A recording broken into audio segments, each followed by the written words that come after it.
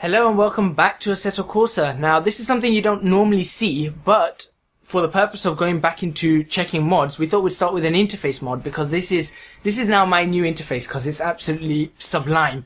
This is actually called the Bleu de France theme. There's actually three free themes available. It's made by, who is it? Race department user Rogeru. That's what it is, Rogeru. And, well, if you could take a look at it, it is absolutely amazing. Let's just go quickly into the drive menu where there's most of the updates.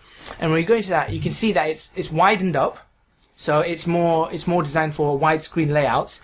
And he's actually moved how and where these things are shown. The session things are bigger. Session selection's bigger. We've got the select car, track, summary. All of them have custom interfaces. Go into there, much wider, much easier to use. And then, obviously, then you've got your standard stuff. More user-friendly. Much more user-friendly. And if you look at the tracks as well, there's more tracks on a single page. So he's made the track selection smaller. And you have the option to turn the track names on and off. Oh yeah, if you look at this, we've got track names on, track names off. Ignore all the tracks I've got. I haven't actually tested all of them. I've got a load of kart tracks and whatnot for future episodes, trying to get ourselves ready for next set of episodes. But really, really, really great theme. And it comes in 3 colours. You've got the Bleu de France, which is what we're using because I just like the blue. There's British Racing Green, which is actually really nice as well. And Rosso Corsa theme for those Ferrari fans. And it comes in a very nice red. So, very well done to him. And we'll put the links to all 3 of them in the description box below. Anyway, that's that one out the way. Interface. What are we going to go on to today? We're going to be reviewing the 2 Formula 1 cars. Yeah. Not Formula 1, Formula Fantasy. Formula Fantasy one, but yeah, Formula 1, and they're both by the Formula Corsa Modding Group. So the first car we're going to review is the Formula Fantasy 1 2015. We'll see you in a few seconds. Right then, so we're back in the Formula Fantasy 1 2015. That really it's a name that doesn't really work very well. It doesn't. But you know what? I like the fact that they've got the Assetto Corsa logo on the steering wheel. I was just going to say that looks amazing. It's really nice. It says Formula Fantasy 1. Obviously, this is a Formula 1 car. Yeah. And the livery that we're driving it in is the McLaren MP4-29 livery from last year, which was Jenson Button's car. Yeah, Button's car. So we're driving in Button's car. It's really a nice livery, it's a livery that's supplied standard. But there was a bit of confusion, a bit of debate amongst us as to what car this is actually built off. Now, I think it's a combination of the McLaren and the Mercedes from this year. However, we've been looking at the Ferrari, the Red Bulls. I'm thinking last year. You're thinking last year, but I was just looking at the nose and I'm thinking it hasn't got the ugly nose. Yeah. Now, on the 2 cars, nose. one car didn't have an ugly nose last year, and that was the Mercedes. But the Mercedes still had this huge gap at the front, which this car doesn't seem to have. I think it was a 2013 edition because that's when the noses were okay. I know it's not a 2013 car, I know all the 2013 cars. Okay, a bit off topic here. I am a bit ill, so you will probably hear me coughing throughout the video. So. Right, let's make sure he doesn't cough. Or either that, we're going to have to cut there we go. Right, okay. So, we've got this, and we've got a Formula 1 car, and it's pretty good. Now, the specs, obviously, are pretty similar to what this year's Formula 1 season is. So we've got a V6 turbocharged engine, which doesn't sound brilliant. Although it is very, very faithful and accurate in here, don't you think? Yeah, I mean it sounds brilliant. It sounds exactly what it should. When I say brilliant, I mean it sounds very realistic. Very realistic. That's the word. Yeah, that's the one. It's very realistic, but it sounds boring. It does sound very boring. I mean, even when you watch it live on TV, it's just like really boring. That was a very good Formula 1 impression. Yeah. Right. Yeah. Don't ever do that again. Right. And it weighs at 700 kg. Yeah, pretty much 700 kg. 701. Yeah. I do wonder if they factor in the weight of the drivers in here, because I think the weight limit is 760 kilograms or something. Yeah. So I wonder if that's the dry weight of the car. Add fuel, add the driver, and you get 760 kilograms or something like that. Is that? The drivers are incredibly light. Honestly, they weigh 55, 60 kilograms. But what about the fuel? I think the fuel may be included in that weight, 701. It's a very, very... If you look at the drivers this season, they're all incredibly thin. Incredibly thin. Some drivers actually didn't get a drive based on the fact that they were too heavy. They couldn't get in the car and match the regulations. So you can count me out then? Yeah. You would. Your height and weight, you would not be able to drive that. And my driving as well. And I'd be out as well because I'm a bit. Yeah, but you could lose the weight. I mean, What are you trying to say? You're tall, so it'd be harder for you to lose the weight. Okay, I'll let you off. You're right. Anyway, 5'8", right, so- right. Well, Anyway, let's get back to this 8-speed sequential gearbox, which, to be honest, I think in this lap I'm about to try and get it into 8th gear. At Silverstone, 8th gear was never really that worth it. There you go, 8 for about 2 seconds. and it's 786 brake with 160 of it coming from the battery pack. Yeah, so you got 160 from the battery, which leaves 626 bhp from the standard V6 engine. And when does that come in? That comes in around 11,000 RPM. 11,000 RPM. That's its top range, which is interesting because all you can rev this car to is about 12 and a half. Yeah. So it's Considerably less than before. considerably less, yeah. And the amount of torque that's produced from both the engine and the battery pack is 535 newton meters of torque, and that comes in around 10,000 RPM. So again, that's pretty high. Yeah, so what does that tell us about this car? It tells us that you have to try and keep this car between 9 and 12,000 RPM for your Yeah. optimum. It's not high in comparison to before, Yeah. but it's Yeah. high in For- comparison to other cars. Yeah, Yeah, and it's yeah. high. It's high. It's also high in comparison to this one's own rev range. Ah, okay. Considering it can only rev up to 12 and a half, Yeah. so to have the torque at 10 and the max power at 11, it is quite high. Obviously, Formula 1 car specs, top speed and acceleration vary. Yeah. You can get this car over 210 miles an hour, easily 220 at Monza if you wanted to, and the acceleration 2.6 seconds or under. So it's fairly powerful. That's the box and notice, isn't it? That's generally what Okay. you'd get if you were just putting this in a stock Yeah. tube and stock Right, setup. so we've got the specs out of the way. What was it like to drive? As you see, this is a two. I've got two things here weighing on my shoulders. One is the fact of the actual car, and the other is the fact of the mod. As a mod, this is very, very polished, and it's much more polished than the second car that we're going to show. Right, but it's obviously that's because this is more of a finished product. We're in version 1.1 of this, and there is a version 1.2 in the works. But as a car, it wasn't that exciting to drive. But that is because of what it is. But right that's now. because of what it is. I didn't find too much excitement in that. That being said, it's very smooth on power delivery. I was very impressed with that. It's very easy to get the power out of a corner. Second gear, normally you think first, second gear, you're going to get a lot of wheel spin. First gear, yeah, you do. Second gear, if you're at any decent speed and you've got your tyres up temperature, no problems. You're really good in second gear. You can see here, I'm in second gear. I just put my foot down straight out of it, not a problem.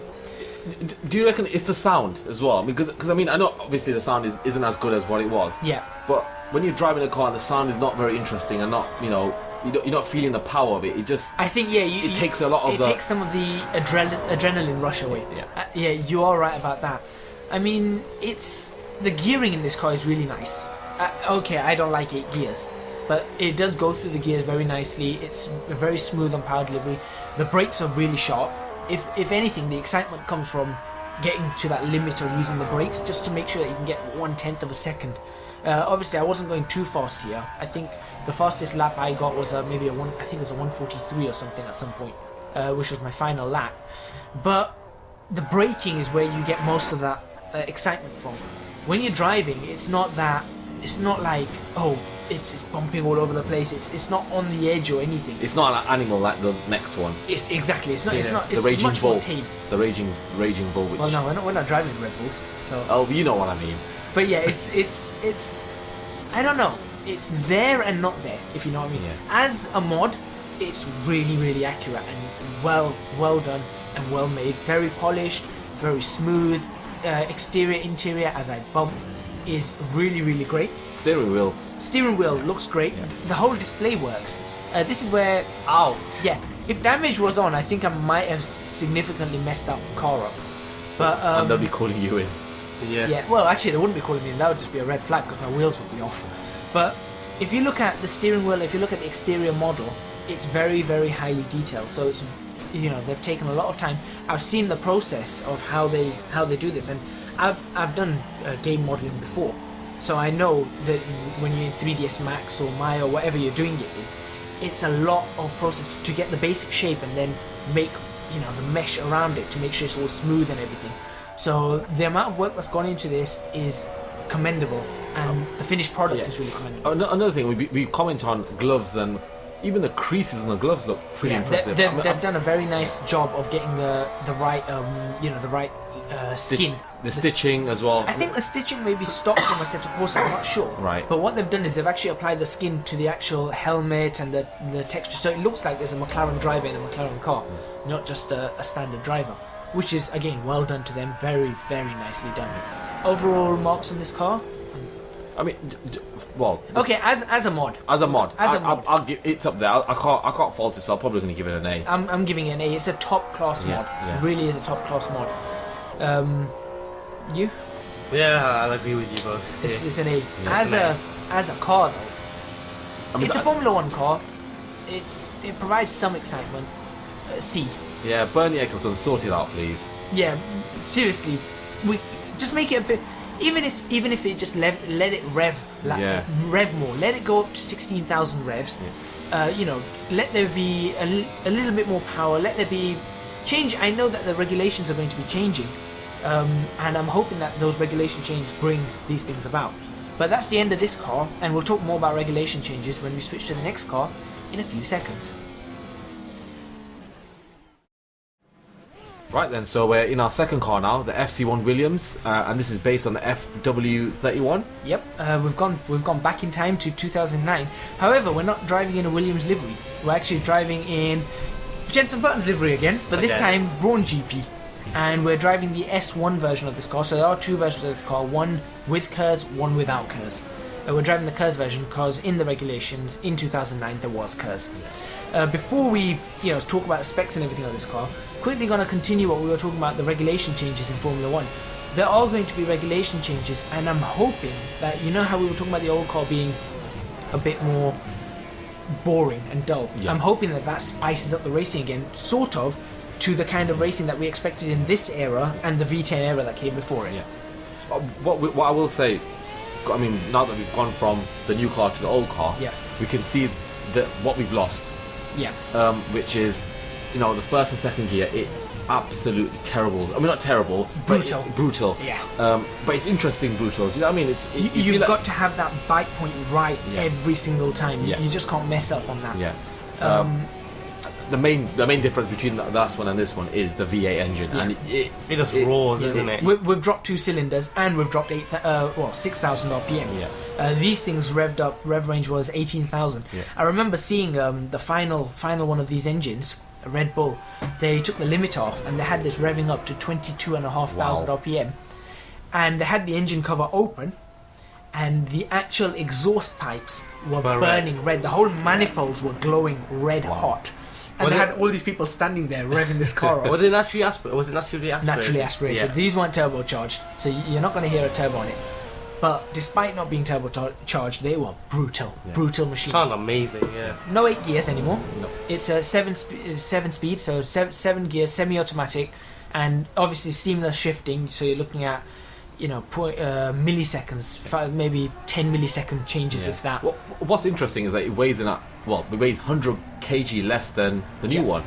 Yeah, exactly. But that's obviously the battery pack and everything in the new one weighed it down. Yeah. While this one, you actually had to weigh up on it. You had to actually add some sort of ballast or something just to get it to the certain weights. There was a small battery pack in here providing 80 brake horsepower, unlike the other one which provides 160. And the engine in this actually provides 770 brake horsepower as opposed to the new car, which is 626 brake horsepower, something like that. Overall, 850 bhp from this car. Wow. And when does that come in? That comes in around 16,000 RPM. Yeah, which is way over the rev range of the rev range of the these 2014, 2015 cars. What's the torque like? Even the torque is you've got 350. So it's much less torque, but then obviously you're going to expect that because the new cars have much lower rev ranges and turbos, so you're going to get torque. This only had 350 newton meters of torque, but even that torque was at the rev limit of the old car. So we can see that these cars were designed to be in a much higher rev range. They would not be comfortable if you kept them in 8,000, 9,000 RPM. They would not be comfortable at all. Top speed, again, the same. There really isn't much change in top speed. and the acceleration is under 2.5 seconds, so slightly better acceleration.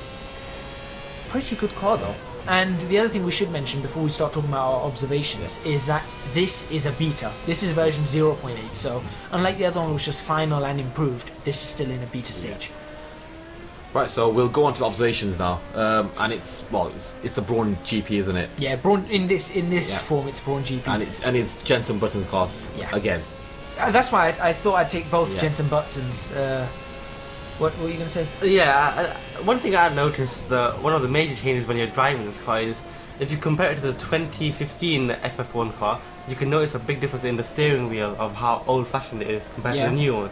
I like it though. And I prefer this one than the new one. I'll be honest, I have a preference for this one. I understand why they've got the new bigger displays because of regulation changes that pit crews aren't allowed to tell drivers blah blah blah blah blah, and to make things easier to read. But that steering wheel holds something for me. I am going to, while we're talking about the steering wheel, I'm going to mention a bug. The LED lights, the shifter lights, in the sunlight, they do look a little bit strange. So I don't know whether that's something that they're working on. Obviously, there are a few glitches here and there that just need to be adjusted. But everything else on the steering wheel looks really, really nice. So well done on that steering wheel. And I don't know, it just gives you, you know what I'd like? You know what I would really like? And I know it's not going to happen. Imagine if I had a steering wheel. Now I know you can purchase steering wheels with all those buttons, but all those buttons actually worked in Assetto Corsa. So you can see I could change fuel mixture, brake bias, KERS, engine modes whilst I'm driving. Yeah. That would be absolutely fantastic. I would be over the moon for something like that. Speaking of steering, force feedback is really good on our steering wheel from that. It's a little bit more weightier than the current car. Right, and you just mentioned KERS right now, didn't you? Yeah. This car comes in two versions, one with KERS and one without. Yeah, exactly. So we're racing the one with KERS, which is the S1 version. Tyre temperatures, both cars, I have to mention, it's not hard to get the tyres up to temperature. What it is difficult to do is to keep the tyres in that temperature without them getting too hot or too cold, which is, funnily enough, exactly what you expect in Formula 1. You always hear, if you ever watch a Formula 1 race, your tyres are too cold. The famous one is what was it, Kimi Räikkönen, where they're like, they go to him in the Abu Dhabi race, they go, okay Kimi, you're behind the safety car, you need to warm all front tyres. He goes, yes, I know what I'm doing, don't tell me, you don't have to remind me all the time of the tyres, leave me alone. Right, and you know, it does show that all Formula 1 drivers are constantly having to work on keeping the tyres too hot. I didn't know Kimi Räikkönen was Russian. He's not Russian. Yeah, but you can't say it with a Russian accent. That's because I was rushing through that. Oh, funny.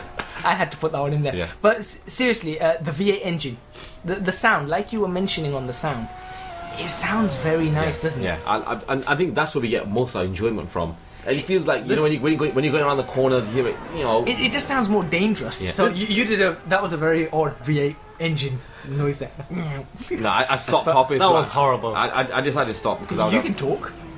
Your V6 was no better. But the V6 does sound horrible.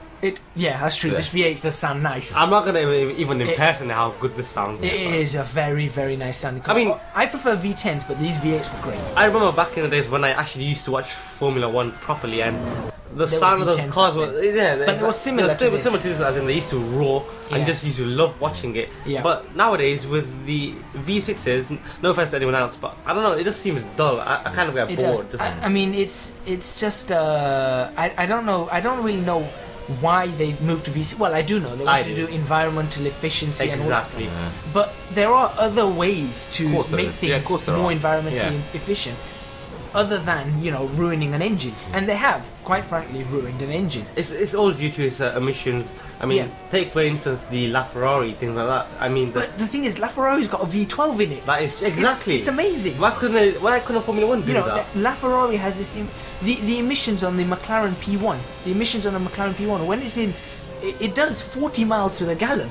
Exactly. In a McLaren P1. You know, so there are ways to do this. So I don't know what Formula 1 were really thinking when they went this route. But obviously, like you said, they may try and fix Ferrari weren't happy, were they? Ferrari weren't too happy. I think with V6 they were okay. And I think the other thing was Honda said they'd only come back with V6. But we've seen Honda's engine right now and it's pretty bad. I just hope they sort of pull it together, because I would like to see Button and Alonso back up at the front in the McLaren. Back to the car though.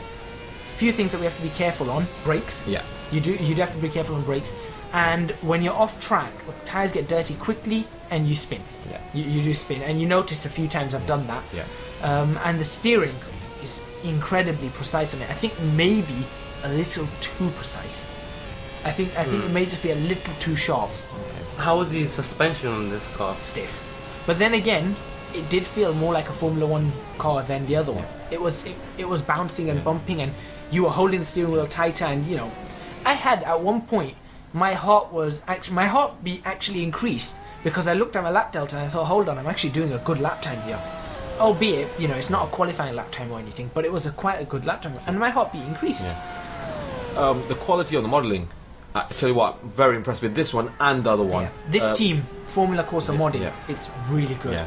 And this is not even well, it's in its beta stage, isn't Exactly. it? And I'm guessing this team consists of one of the, the most best developers, like Never Crash. Charging car things, and then Never Crash does the sound, so we know what they're capable of, and it's just really, really nicely done. Yeah. Handling, otherwise, apart from the precise steering, the handling is absolutely superb in this already. I think there was one thing I did find was that the level of detail on this car, the LOD models, I think they were slightly off, so maybe that's something they're improving or working on. But apart from that, no faults with this car. Actually no, one more fault. When I was revving from idle to the low rev range, there was a distinctive jump that sounded very strange. Okay. That was the only one. Apart from that, this car's another A. Yeah, I can't fault it. And the real car, also an A. Yeah. I think that A goes to Formula Corsa Modding. I think so. Definitely. So I think Formula Corsa Modding, just keep doing what you're doing because it's absolutely amazing. Yeah. And whatever mods you come out with, we'd love to review them. So that brings us to the end of this episode. Thank you very much for watching. Download links will be in the description box below. Please remember to subscribe, hit the like button if you like this video, and leave a comment in our comments box below. We'll see you next week.